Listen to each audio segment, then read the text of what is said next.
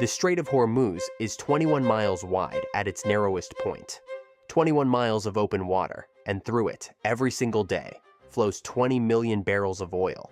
That is 20% of everything the world burns, every day. Not from one country, from 6.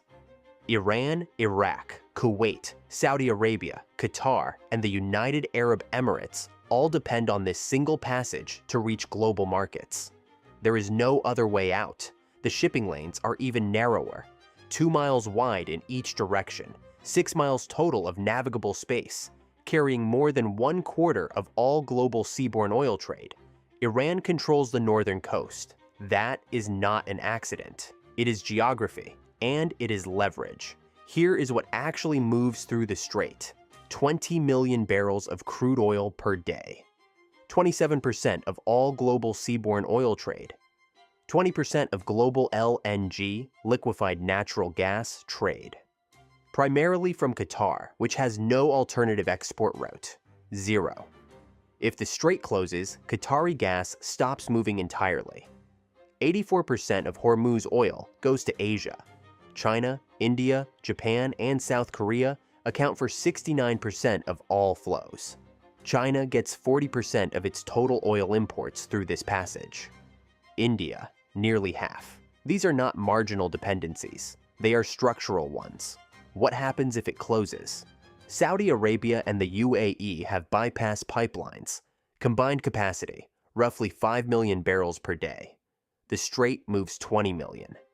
That leaves more than 14 million barrels per day with no alternative route. Iraq, Kuwait, and Qatar have nothing. A closure does not just disrupt supply. It locks the world's spare production capacity inside the Gulf with nowhere to go. This is not a hypothetical. On February 28, 2026, following US and Israeli strikes on Iran, shipping through the strait came to a near halt.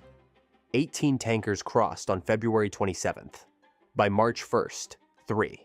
An 87% drop in 72 hours. Iran never officially closed it. Insurance companies did. War risk coverage was withdrawn. Maersk stopped. Hapag-Lloyd stopped. The strait closed without a single mine in the water.